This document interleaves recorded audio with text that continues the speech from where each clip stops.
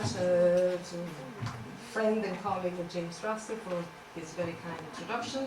Thank you for the organizer of this evening, for welcoming me here today, and thank you for all of you for coming. The spring finally arrived, but you are here, so I'm very grateful for your presence, and especially for a topic related to the ancient literature, something maybe not so usual these days. So, first of all, I have to see my papers, so I dare to replace the microphone. We'll see. Tonight, I would like to propose to you a new reading of the account of the martyrdom of the nuns Rhipsimian, Gaianae, and their companions, related in the history of Armenian by the so-called Agathangelos.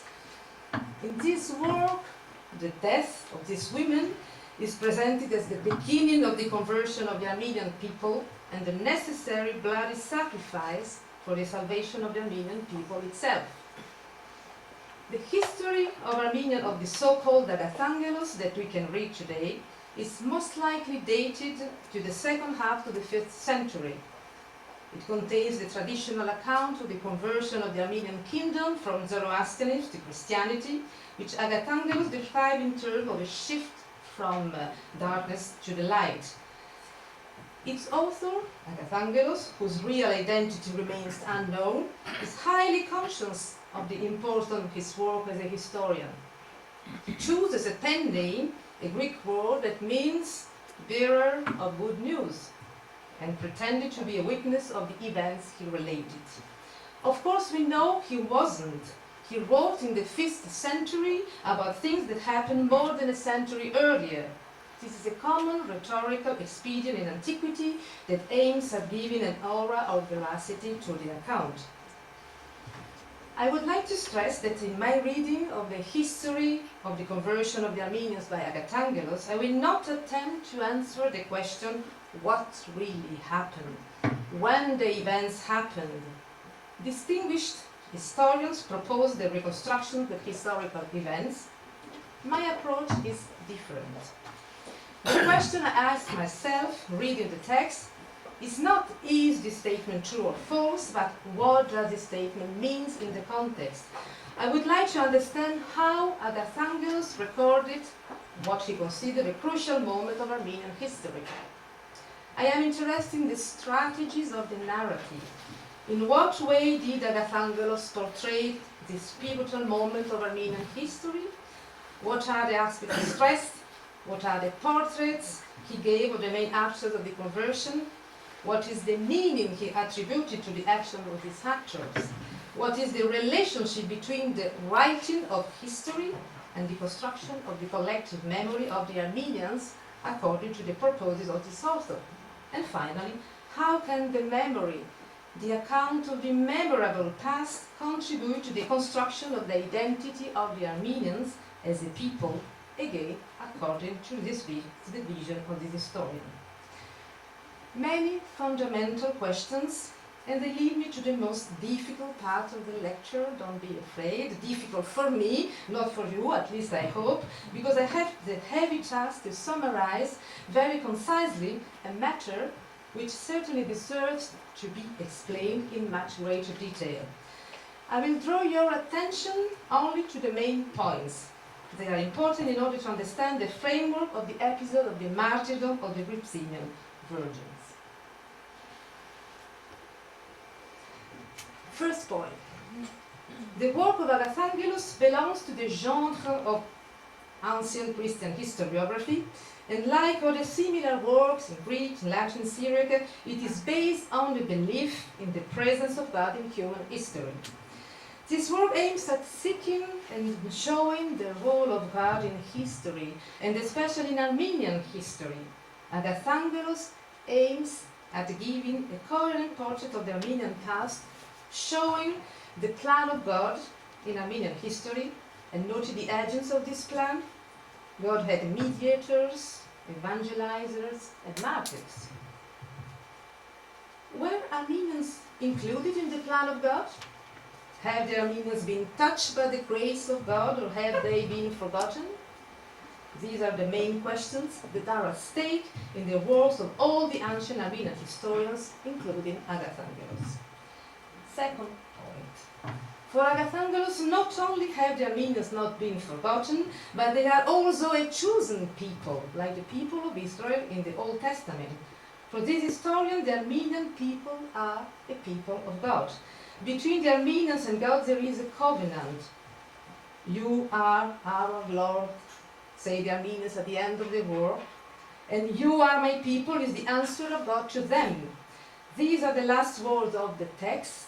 You are our Lord, you are my people, the last word of the text, which we can interpret as a renewal of the mutual engagement of trust and loyalty between the Armenians and God.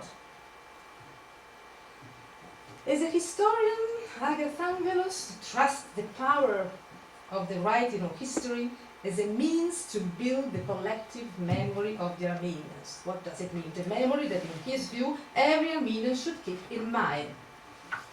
The duty of the historian, according to Agathangelos, is to recall all past events, the good and the bad ones, in order to display the faithful presence of God alongside the Armenians, in order to let the Armenians become aware of the fact that they were and are part of the plan of God. The Armenians also have a duty, according to Agathangelos. The duty is to remember the past by reading the books of the Father. What are the books of the Father? What are the books of the Father? Who are the fathers? When Agathangelos employs these expressions, he has in mind the Bible and his own work. I don't have the time to explain, but it is the Bible, the Old Testament, and his own work that he puts on the same level. The books of the fathers must be transmitted from generation to generation as the Bible prescribes. In other words, the memory of the past is for Agathangelos a legacy. Every time the Armenians read the books of the fathers, they will receive this legacy. Therefore, they will renew forever and ever their trust in God, and the response of God to their trust will be the renewal of his own engagement with the Armenians. Writing the history of the Armenians means for Agathangelos giving to the Armenians a powerful means to renew their covenant with God and to assess the position as a chosen people. I told you, he has a high conscience of his work as a historian. The legacy of this inspired past contains several chapters, worthy to be remembered as the main manifestation of the plan of God and of his presence among the Armenians. As I said, for Agathangelos, this plan, the plan of God, has some agents, and among these agents there are some martyrs. Gregory, a martyr who did not die, and some consecrated virgin women coming from abroad, Rome, say the text, Rhipsimian, and their companions, who arrived safely from Rome to Armenia, says the text, in order to die there and to accomplish their mission amongst the Armenians. God protected them until they go to Armenia, but they had to die there. And this also was a part of the plan of God. So let me introduce these actors and the events involving them, starting with Gregory the Martyr, who paradoxically did not die. Let us summarize the facts. We are in the first year of the reign of Theodat, the king Theodat, who had acquired the throne of his father with the help of the Roman Emperor Diocletian at the end of the 3rd century. During a royal pilgrimage to the temple of the goddess Anahit, Gregory was sentenced to martyrdom for refusing to sacrifice to the goddess and for confessing his Christian faith. By this refusal, Gregory committed not only a crime of impiety against the gods, but also a crime of lèse-majesté, as you say in English, that is a disrespect of the sovereign. Anahit was considered the patroness and the guarant of the legitimacy of the Armenian throne. And moreover, Gregory refused to show his loyalty to the king during a royal banquet, which in the ancient Armeno-Iranian martyrdom, the kingship was considered one of the places of the manifestation of the king in his divine nature. Gregory was punished for his crime with the most atrocious tortures and was imprisoned in a deep chasm, the Hor Girab, where nobody had ever escaped from. Nobody but Gregory. And I probably an illustrated lecture. I will have to show some picture. And let us look at medieval representation of this situation. This illumination is in one of the first manuscripts illustrated with secular themes, belonging to the 16th century. Among other texts, the manuscript concerns the history of Armenia by Agathangelos, illustrated by 5 miniatures. There is no image of Rhipsimian here, by the way. Gregory, and if I can show this miniature, I'm not an art historian, but I have it because I had the pleasure to display in Geneva, so they are in this catalog that nobody in the Armenological world saw because it was, I'm the same in English, but because 5 months after the opening of the exhibition, all books were saved. So nobody in the Armenological world, at the exception of the contributors, so this catalog. Well, Gregory stayed more than 10 years in the pit, but with the help of Providence, he did not die. He had a mission to accomplish, to preach, to become a mediator between God and the Armenians, and to be an agent of the plan of God amidst the Armenians through his teaching and his pastoral activity.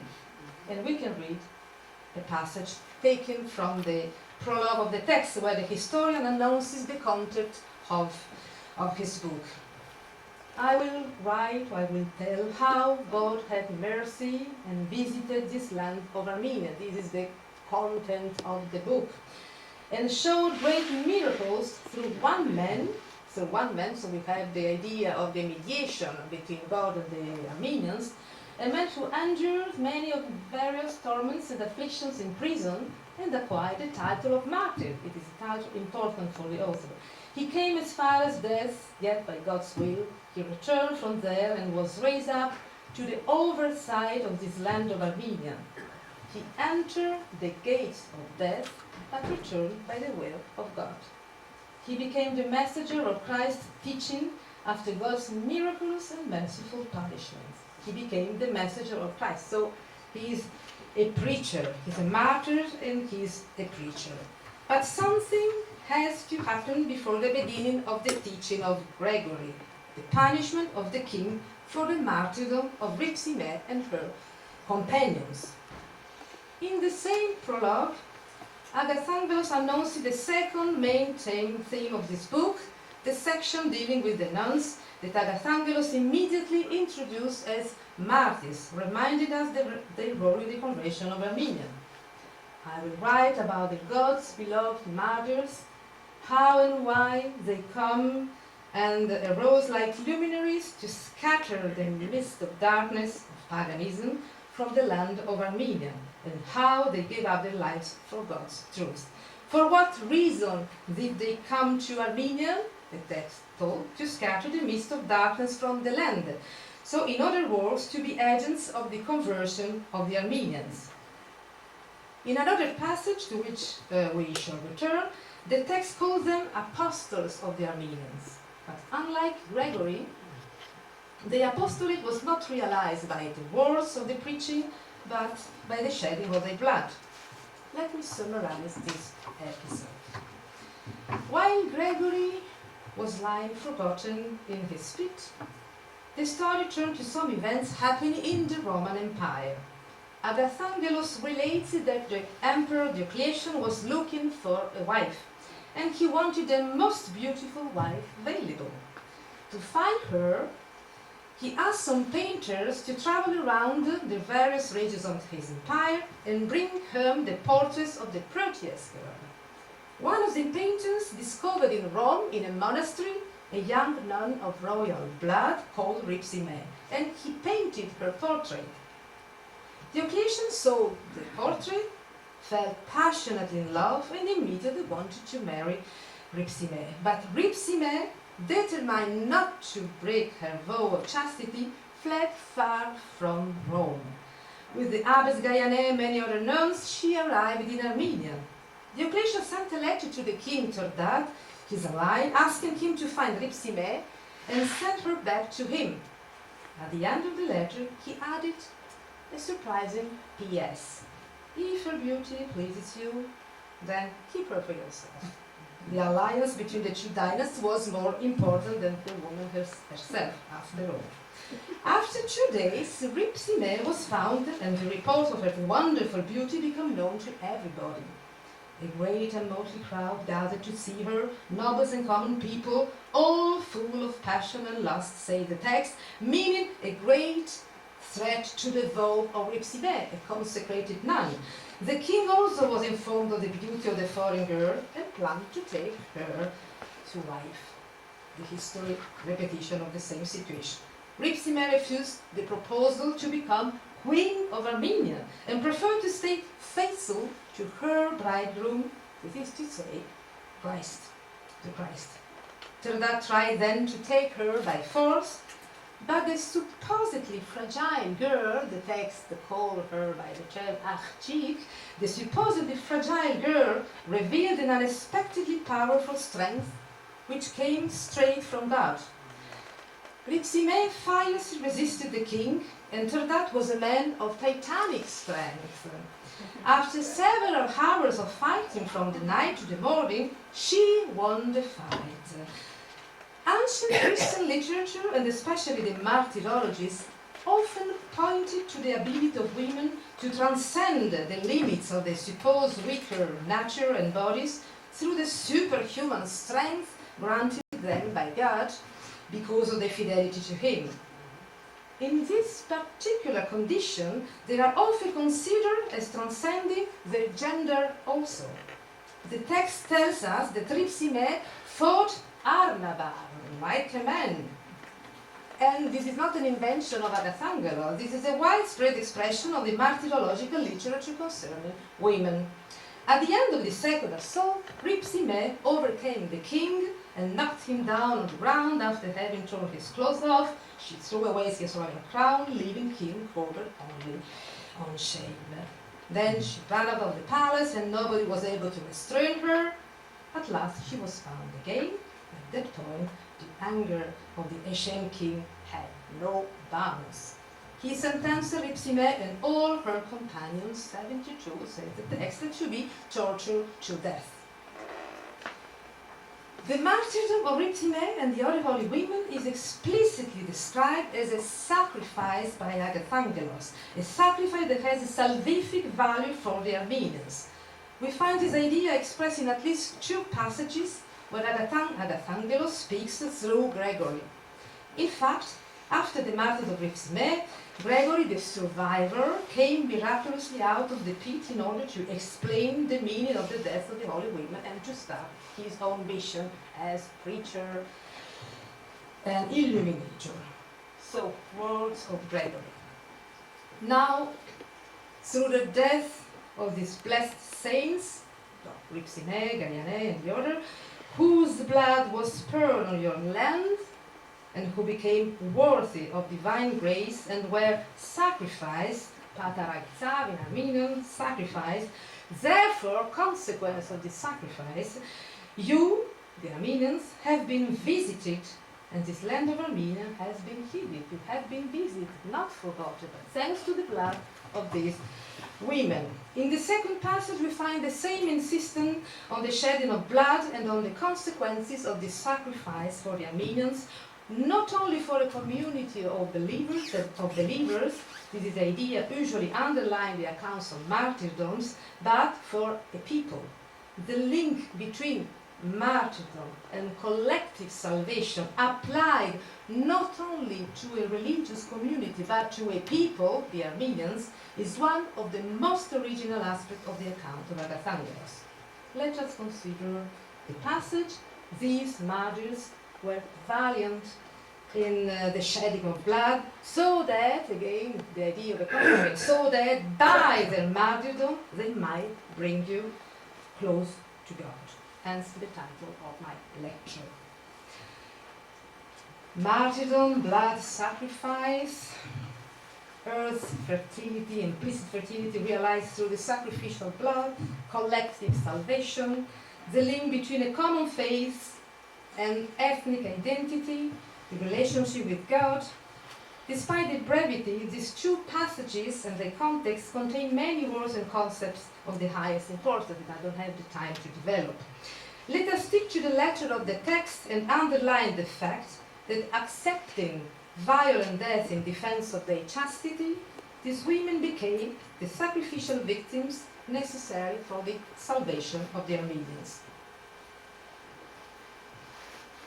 How does Agathangelos assert the idea that a martyr, and namely a virgin woman martyr, can bring someone, a people, close to God by the shedding of her blood? In order to attempt to understand this core question in all its implication, it is necessary to turn our attention to the ancient literature, both on martyrdoms and on asceticism and virginity. In both these fields, one could quote scholarly works by the dozen. None of these scholarly work concerns Armenian history and literature, but there we can still find some important clues and parallels useful for a better understanding of our Armenian text. The concepts I'm going to review very briefly circulated broadly in the ancient Christian world, but they received a particular interpretation in Agathangelos of the concept of martyrdom, sacrifice. Martyrological literature, very briefly. Martyrological literature is a very wide field. We can find examples and accounts on martyrs in the Old Testament, Maccabees, in the New Testament, Stephen, the first one, stoned, and in the Christian apocryphal literature. In the post-apostolic period, as soon as the age of martyrs of the Roman persecution began, that is from the 2nd to the 1st century, the accounts of the death of the martyrs of the persecution of Christians in the Roman Empire are attested in Latin and in Greek. So a lot of acts of martyrs related to events from the 2nd to the 1st century, the age of the persecution of the Christians in the Roman Empire. What is a martyr? What is a martyrdom according to ancient conceptions? Very difficult to answer this question in only one way. So different were the nuances in the ancient literature. In spite of this complexity, it is possible to say that the ancient martyrological literature, in this literature, martyrdom was often considered an extreme and personal act whereby one witnessed his or her own faith in God by exemplary suffering. Martyr in Greek means witness, and in Armenian, vega, the same, witness and martyr at the same time. Martyrdom was also considered a means of participation in the passion of Christ, an imitation of Christ himself. There is implicit the idea of a mystical union with Christ in suffering, union with Christ in suffering. This is a martyr. The idea of martyrdom as personal witness soon broadened to include the concept of martyrdom as sacrifice with a collective perspective. So the example that we have in Agathangelos is not unique. It is a common conception that we find in ancient literature related to the martyrs. Martyrdom is not only a way to give personal witness, it becomes also a source of redemption in this literature. Becoming part of the salvific mission of Christ, the martyr gains God's power and achieves not only his or her redemption, but also that of others. He has the quality of being useful, beneficial for others. We have the idea of a possible redemption, salvation.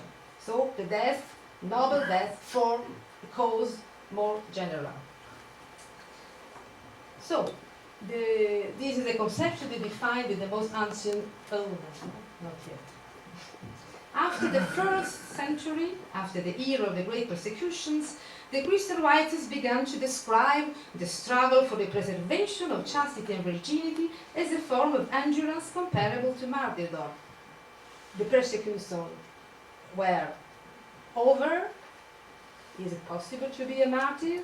Well, the ancient writers began to describe the struggle for the preservation of chastity and virginity as a new kind of endurance, a new kind of witnessing of the faith to God. It has been noticed that in late antiquity, after the 4th century, many lives and passions describe mainly the violent deaths of women persisting in the defense of their chastity and virginity. So, especially lives and passions of women. And this point leads me to the second aspect important for understanding the Armenian texts on Rhipsimian, the valorization, the increased importance acquired by virginity in late antiquity. This aspect has been widely studied in recent decades. The gender study, although not exclusively, had provided an added impetus, and especially in the United States, just because of the fact that we have mostly lives and passions of women.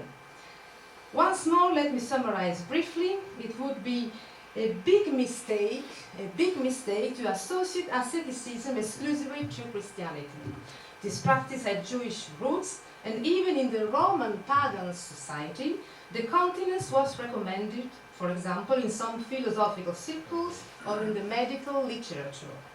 Nevertheless, in the Roman pagan society, 2nd, 3rd, 4th century, the valorization of chastity was restrained to the elite, while in Christian morality, virginity and continence were considered as an ideal, if not the ideal of Christian perfection.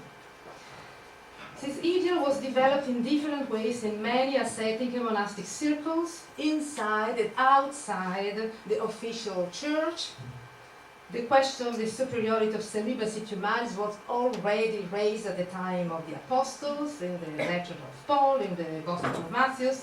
In the 4th century, some Christian circles prescribed as a rule that it was necessary to live in absolute continence. They condemned marriage, childbearing, even eating meat, drinking wine. These circles were considered as heretical by the official church, but they had numerous followers, and especially in Asia Minor, in Syria, so not so far from Armenia. Although we don't know too much about asceticism in early Armenian, but I saw that Erna Shimyan is here, so she knows better than the other Armenologists. Well, we have reasons to believe that these ascetic circles with their practices had some followers also in Armenia. In Egypt, in Syria, asceticism was practiced in the monastic circles, retired from the urban life. In the 4th century, the fathers of the church wrote the first systematic treatises and the first exaltation on virginity, mostly addressed to women. We have examples in Latin, in Greek, in Syriac, in also very well known by the Armenians, also the Armenians translated early in the 6th century. So we can suppose the circulation, dissemination of ideas. Many of these exaltations introduce, as a model of the Holy Virgin, a figure borrowed from apocryphal literature. Saint Thecla, the disciple of the Apostle Paul in the apocryphal Acts of Paul and Thecla, also translated in Armenia in the 5th century. So Thecla was well known by the Armenians very early. Thecla has two main qualifications. She is the first martyr, even she did not die, like Gregory. Following a Byzantine tradition, she never died. She's still living in the basement of her main church in Seleucia. She is also the model of the Holy Virgin, especially in the treatises of the 1st century, not in the apocryphal Acts, but in the development given by the fathers of the church.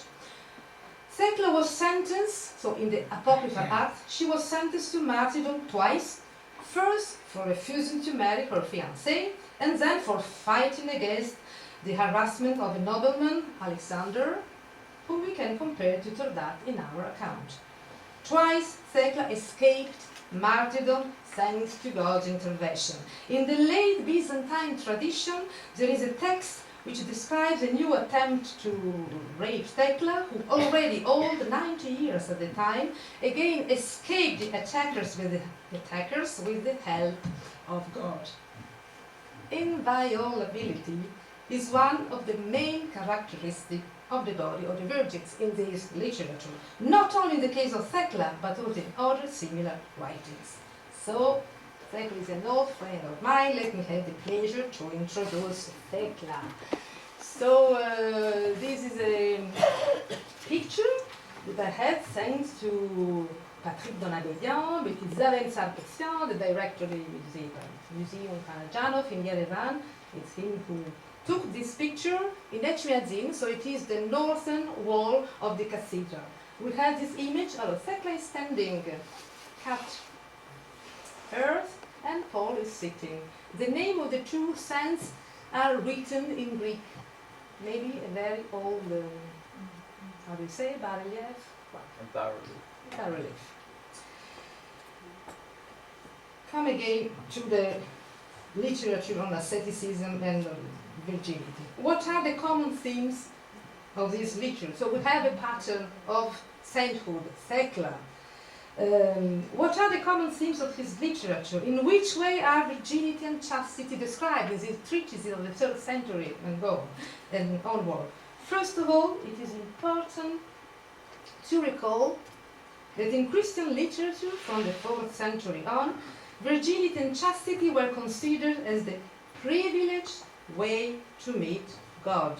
This is the first idea that we found in this literature, the privileged way to meet God. Virgins were considered equal to angels. The condition of the virgins was also considered as similar to the state of Adam and Eve before the original sin, when humankind was created in the image and likeness of God. Therefore, the virgins are those who are closest to God and to primordial purity. This is the idea of the virginity of the virgin that we have in ancient Christian literature. If we focus our attention on the long section concerning the Roman nuns in Agathangelos, we can discern some of those important concepts identified in ascetic literature. Several passages in the Armenian account emphasize the virginal condition of Rhipsimian, showing the special relationship that links the virgin to God and to Christ. The virgins are called the brides of Christ, common expression that we find in Agathangelos also. In this section we can find the vocabulary, the erotic vocabulary borrowed from the Old Testament love poem, the Song of Songs, with many allusions to love and to desire of the Virgin for her divine bridegroom, Christ, to whom they have dedicated their virginity. The text says that Rhipsimian Gaiane illuminated their souls in the joyful angelic form by the virtue of their conduct. So we have this image, this association with the angels, also concerning Rhipsimian in our text. Rhipsimian and the others are compared to the wise virgins of the parable of Matthew, who were ready with their lamps and were admitted to the wedding banquet, considered as an anticipation of entering the kingdom of heaven. The theme of the wise and foolish virgin is very common in the medieval miniature. So I can show you another medieval illumination miniature taken from a manuscript from Altar, 14th century, and we have the representation of the wise virgin, the foolish virgin. And this is a scene very frequent in the medieval manuscripts. Another parallel, although implicit, can be identified between Rhipsimian and Thecla in the passage that describes the fight of Rhipsimian with Tordat, and that contains an allusion to a crucial passage of the Apocryphal Acts of Thecla. We don't have the time to read all the text, so the text, the second part is what I summarized, so the fight of Rhipsimian with the king, Tordat, and the first passage is taken from the Acts of Thecla, and we can read Thecla's fight with Alexander, a nobleman who wanted to oppress her, and straightway she attacked Alexander and rent his raiment and tore off the golden crown with the figure of Caesar which he had on his head, and dashed it to the ground and left him naked, destitute, and full of shame. It is this. So this is a passage of the Apocryphal Acts of Thecla, and we find the same situation in the description of the fight of Rhipsimian. So it is a clear borrowing from the apocryphal Acts of Thecla. And the parallel with Saint Thecla, the epitome of the Holy Virgin, contributes to enhancing the image of Rhipsimian as a Saint Virgin in our text, Agathangelos. In some other passages, Agathangelos contrasts the purity of the virgins to the impurity of their attackers, who, as the text recalls, were heathen. Paganism and impurity are associated and are described with pejorative words such as stain, pollution, impious the lust of the heathens, and impious is their religion. So there is an association. Purity corresponds to the virginity of the holy. Will become holy women, Rhipsimian, and the others. Impurity, filthiness, stain, obscenity are the words to qualify the pagan, the emperor Diocletian, the king, that before the conversion. On the other hand, we have an implicit link between the virginal body and the church, threatened by the pagans, as in the following passage that I will quote in a brief fashion. It is a prayer of Rhipsimian to God. Lord, let us not be joined to the degradation of pagan filthiness. Permit not the chastity of our holiness to be a brothel for those obscene dogs. Give not the pearl of the virginity of our faith to their impious and swinish ways. Let not the torrent, the voracious floods of vain error and deceit shake the foundation of your holy church, which was built with many righteous stones on the firm rock. If the pagan kings, Diocletian, Jordan, were able to take possession of the Virgin and stain her, the foundation of the church itself would be shaken following this text. The foundation of the church itself would be shaken. Well, once more, the tale of the virgin is common in the geographical literature to express the threat against the church. Recalling the words of one scholar, Kelly, the body of the female virgin and the body of the church came to be equated often enough in patristic and in medieval literature concerning female virginity. And we have, so, in these Armenian texts, an example of this situation, of this trope, of this tale. In addition, in several passages of the work of Agathangelos, we see that the body of the virgins, whose chastity is considered the foundation of the church, is called the receptacle of divinity, temple of God, temple of divinity, temple of the will of God, temple of the name of God, and God dwells in them. Here are some expressed in order to qualify the virginal female bodies in Agathangelos. Even if this metaphor is common, I think that in Agathangelos we have probably an allusion to a passage, again, borrowed from the Acts of Thecla. In his preaching, Paul, the apostle, said, "Blessed are they that keep themselves chaste, because they shall be called temple of God." So probably another expression borrowed from the Acts of Paul and Thecla.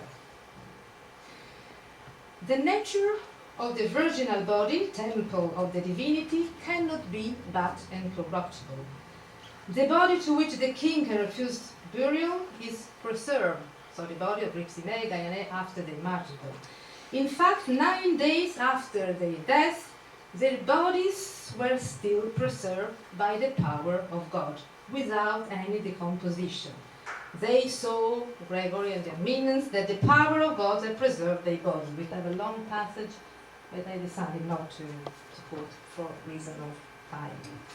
But again, inviolability and corruptibility as qualifications of the body of the Virgin in our text.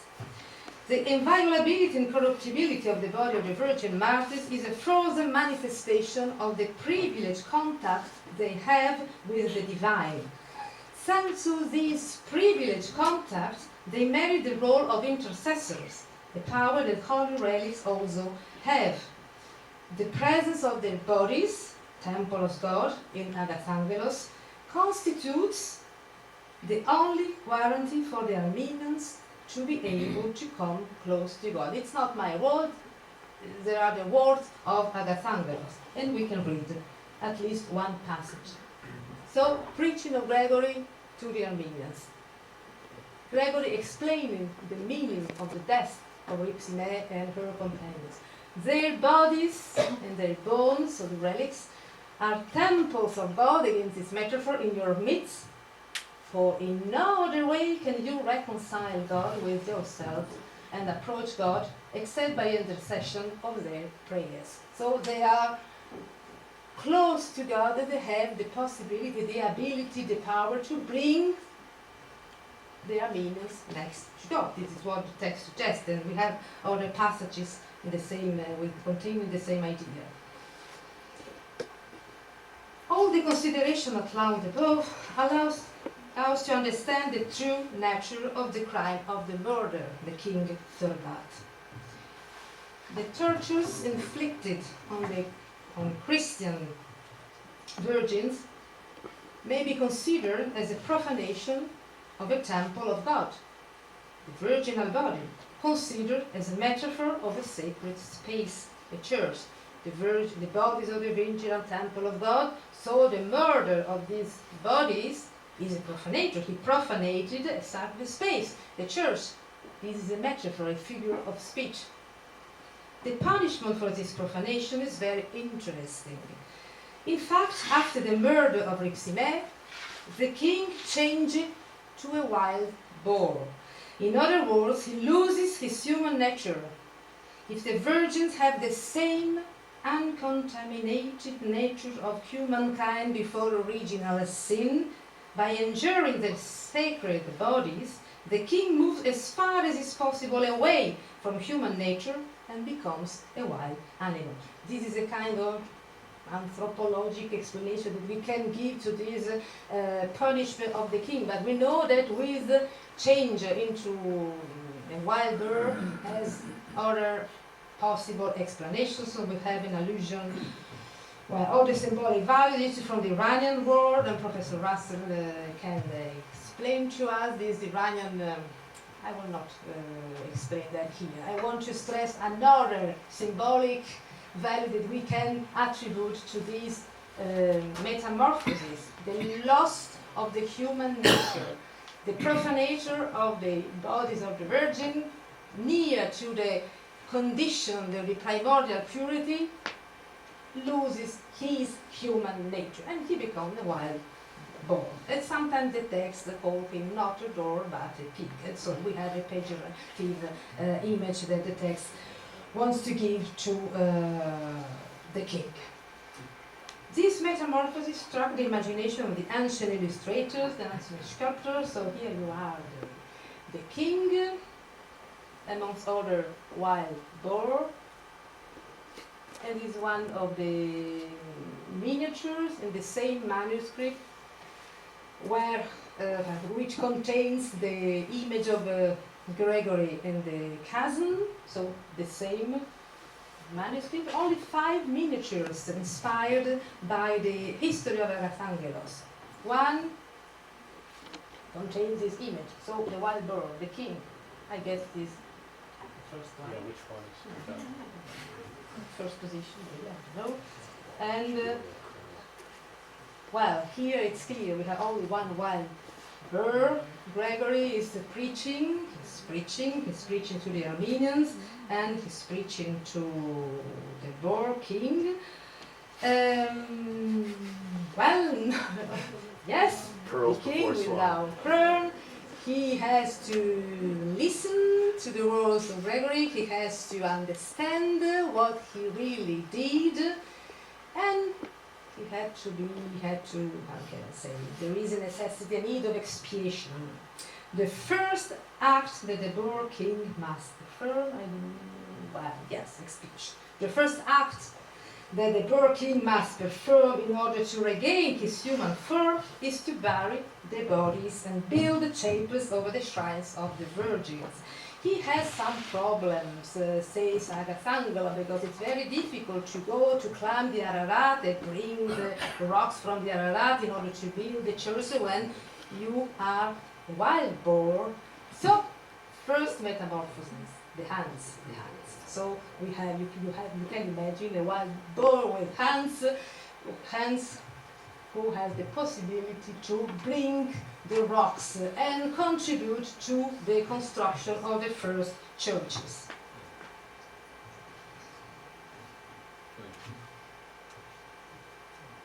There is a direct link between the expiation and the redemption of the king and the construction of the churches over the bodies of the virgins, who are, metaphorically, temples of God. The body of the virgins becomes here, literally and figuratively, the foundation of a divine house. So we found the metaphor, the expression employed by Agathangelos, but here we have the virginal body considered as temple of God, and we have the first churches built over the body of these martyrs. The chapels of the Holy Virgin were actually the first churches built in Armenia.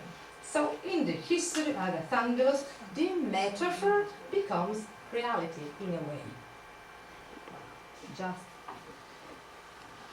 This is not the original one, so another picture that I took from the catalog is a picture taken by Régis Labourdette, who dated from the church of Rhipsimian in the 7th century. So, just in order to draw your attention,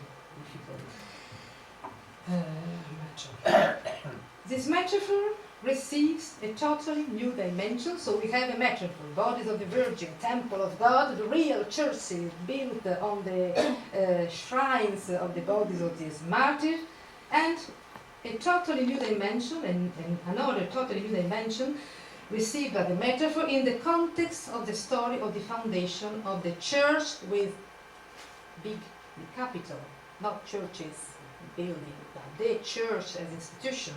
So, in the concept of the story, the foundation of the church of a newly converted country, the Armenia.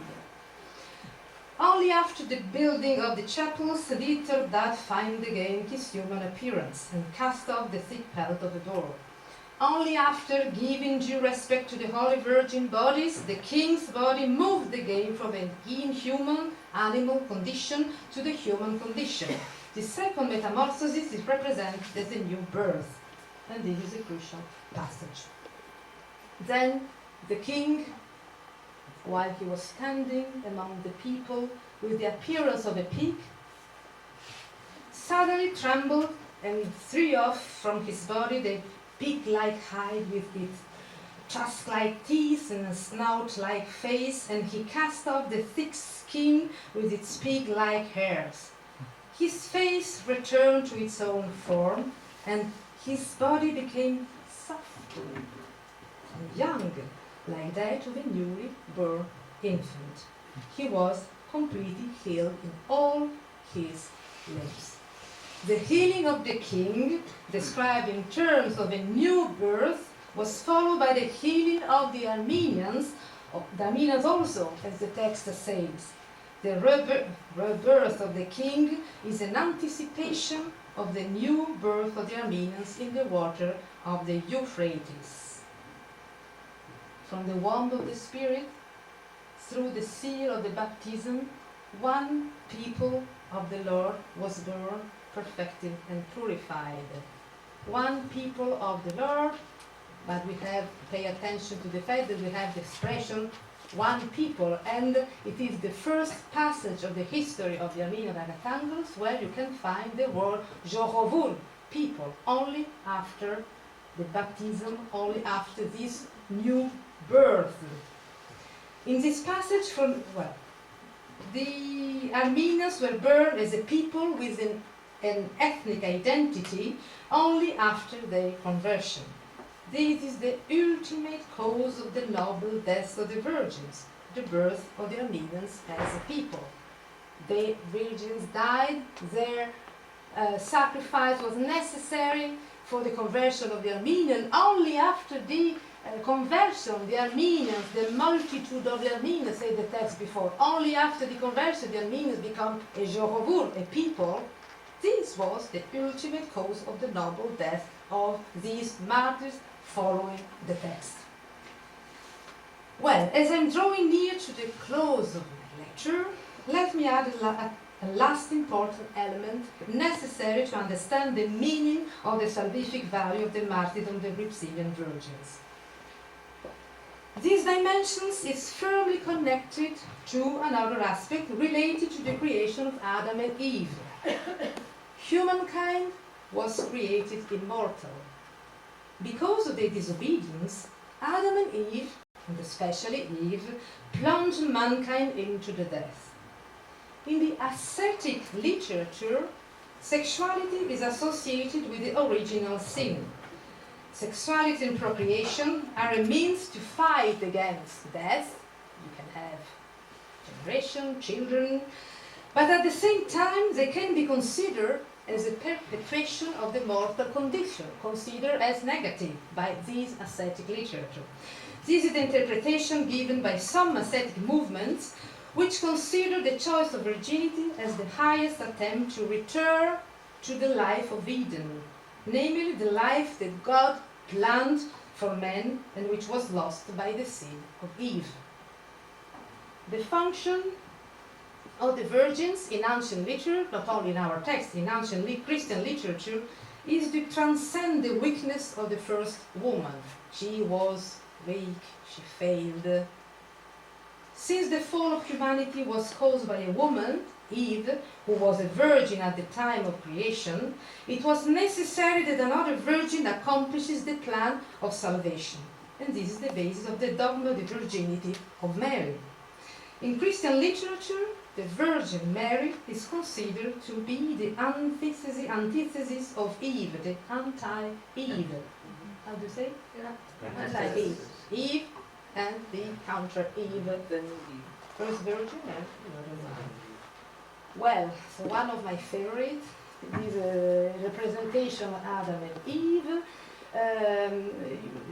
This miniature is in one gospel. Even in the Gospels we have sometimes representations, scenes taken from the Old Testament, and one of these is the representation of the Eden of Adam and Eve.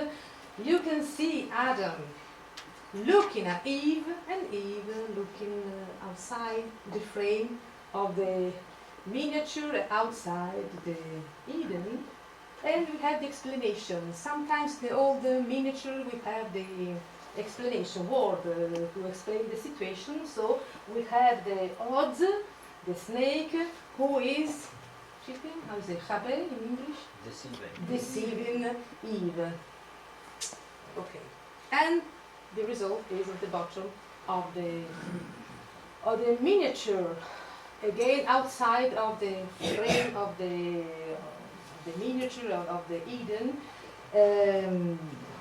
the consequence of the weakness are, well, you can see Adam and Eve fallen into the world of darkness, an allusion to the mortal condition, and a world where there is no light, and so no colors neither. So they are the kind of animals completely dark in the darkness. So the ancient medieval illustrator liked to represent Adam and Eve, and especially in this situation. The counter-example of Eve is Mary, as I said. For example, in this illumination, no relationship between, so these two miniatures came from different schools of painters, but it is interesting in order to understand a literary, the concept. Well, we have two images, very often situation in the illumination. In the bottom, we have the Virgin Mary. It is of course, I'm going to be so natural. So a representation of the Annunciation, and you can see a line which comes directly from the sky, from the Holy Spirit, and the line enters, so the Holy Spirit enters in the ear of the Virgin. Yes, in the ear. I'm not inventive. We have many texts in Syriac, in Greek, and we have an adaptation, also literary adaptation, and we have a representation in this miniature. In Armenian tradition also, there is a conception that Mary heard the word be obedient, not to Satan, of course, but to God.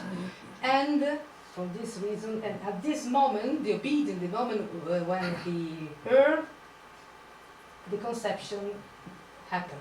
So, well, there is a Latin expression that I will not mention. In any case, conception by the ear. And you have representations of this line directly from the Holy Spirit in the ear of the Virgin Mary.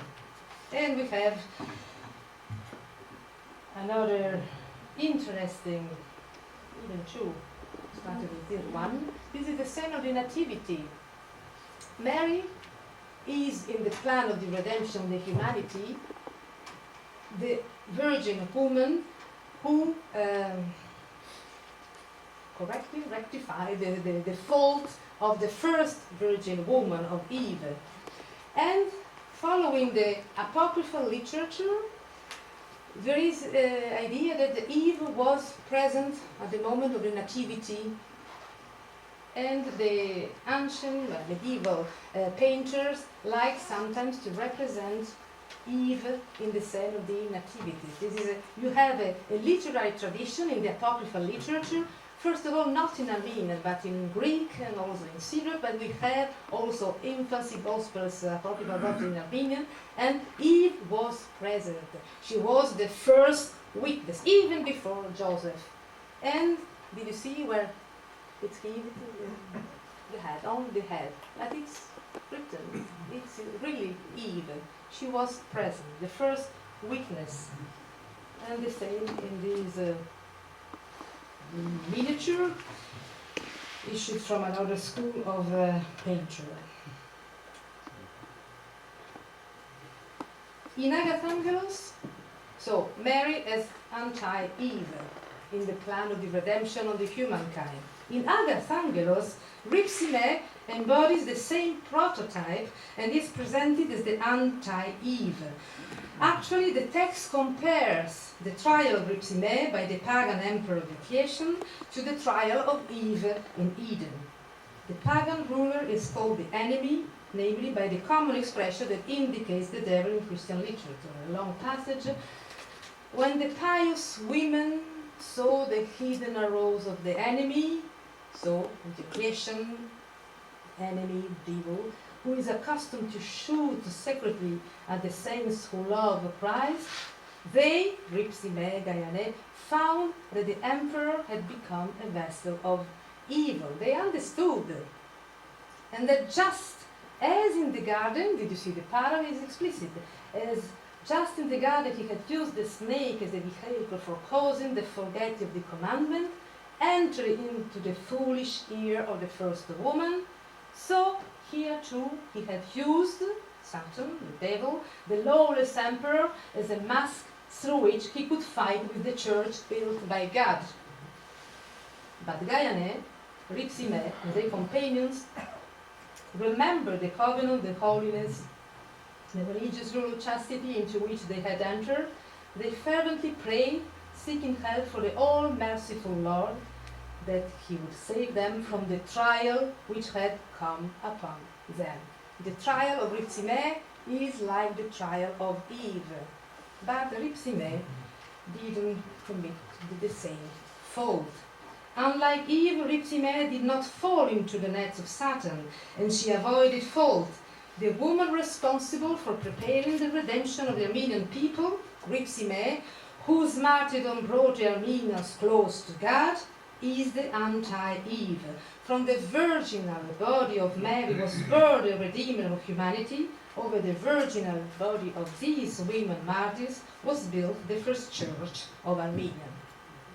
A necessary condition for redemption of the Armenian people and the guarantee of their reconciliation with God. We have understood now the crucial role of the women in the history of the salvation of the Armenian people according to Agathangelos.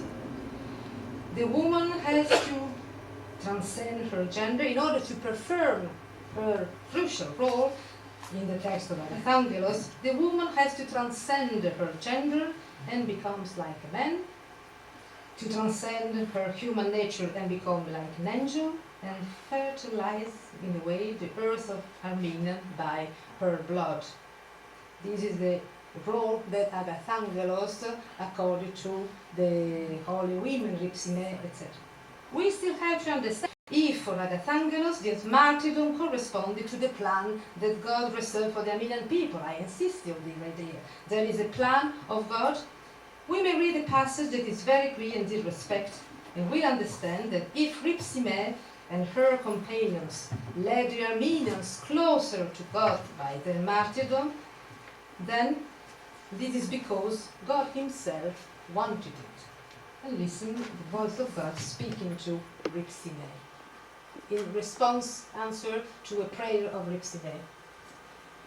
Be strong, stand firm, and be of good cheer, because I am with you, and I have preserved you in all your journeys. I have preserved you in all your journeys, and led you safely in purity, and have brought out to this place,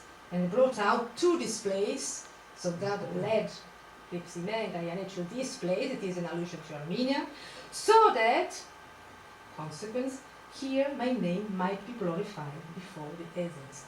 God led Rhipsimian and Diana safely unto Armenia, so that here my name might be glorified before the Athens. So you have the idea of the conversion, so the mission amidst the pagans. We discover in this passage that the Roman virgins were properly in charge of a mission, the aim of which was defined by God himself. This is the function of the apostle, one who has been sent, or one who has been led, in this case, with a mission. In at least one other passage, I omit, Agathangelos employed the same words Christ employed to indicate the mission of the apostles in the Gospel of Matthew. So you have the same vocabulary employed by the Christ with an allusion to the apostles about our Holy Virgin, Rhipsimian.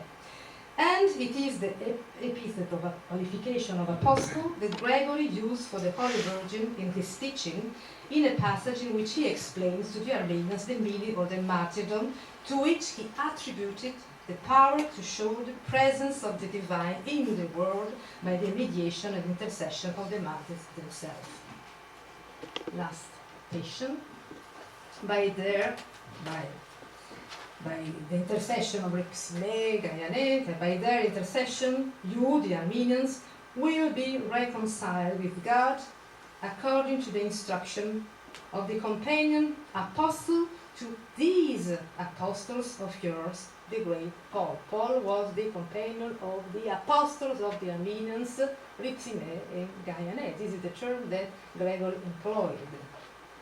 And we have here another allusion to the apocryphal Acts of Thecla, where Saint Thecla was considered a companion of Paul and as an apostle. Conclusion, the magic word. The audience always wait, no, the conclusion, some words again. In conclusion, as we have seen, the text of Agathangelos mentions many common themes that we can find also in other literary traditions on martyrdom and on asceticism in the early Eastern and Western Christian communities. Common idea, common model, common literary topoi. In other words, the Armenian text is an important source for our knowledge about the spreading of ideas of early Christianity and about the contacts between the Armenian community and the broader Christian community.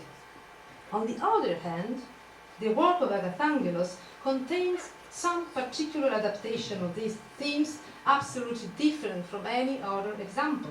And this is absolutely fascinating. A metaphor which stops being a figure of speech and becomes reality. The description of the conversion of a people in terms of the participation to the plan of the redemption, thanks to the salvific power attributed to the martyrdom. The description of the conversion of the Armenians not only as a redemption, but also as a birth of the people, and so on. Only through a close reading of the text and through an open look at its genre of literature, also outside the boundaries of the Armenian tradition, can we appreciate both the richness and the originality of the history of Agathangelos. This is what I try to do. There is a lot of work to do again on this very rich and complicated test, and I was very glad to share with you some of the results still in progress. Conclusion.